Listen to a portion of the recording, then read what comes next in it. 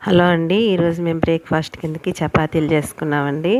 చపాతీలు బాగా మెత్తగా రావాలంటే ఏం లేదండి, సాల్ట్ వేసుకుంటాం కదా, దాని తర్వాత వాటరు, ఆయిల్ని కొద్దిగా ఎక్కువ పోసుకొని బాగా పిండిని కలుపుకోవాలండి. 2-3 సార్లు మొత్తని బాగా కలిపితే పిండి మెత్తగా వస్తుంది. అదొక్కటేనండి, ఆయిల్ వాటర్ ఎక్కువ పోసుకుంటే చాలు బాగా మెత్తగా వస్తాయి చపాతీలు. చూసారు కదా మెత్తగా వచ్చినాయి. దాని తర్వాత మనం పీట మీద వేసుకున్న తర్వాత చిన్న ముద్దల్ని చిన్న చపాతీగా చేసుకొని దాని మీద కొద్దిగా ఆయిల్ పోసుకొని 2-3 మడతలు పెట్టిన తర్వాత కాల్చుకుంటే పొరలు పొరలుగా వస్తుంది.